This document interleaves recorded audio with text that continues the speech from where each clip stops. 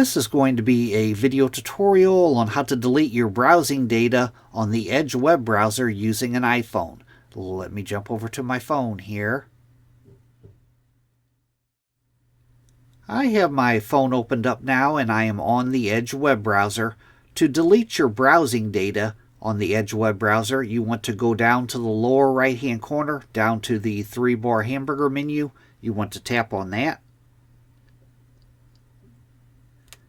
Then you want to go up to where it says Settings and tap on Settings.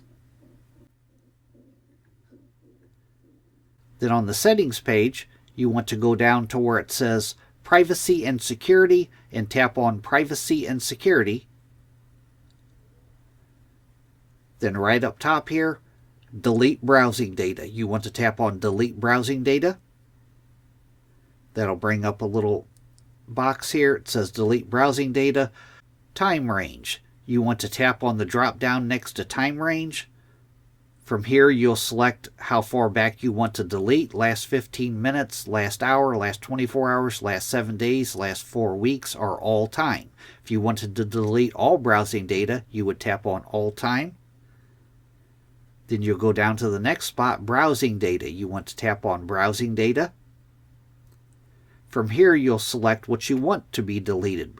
By default, browsing history, tabs, cookies, and other site data, cached images and files are all checked. You can check them or uncheck them by tapping on them. You can delete all stored passwords here.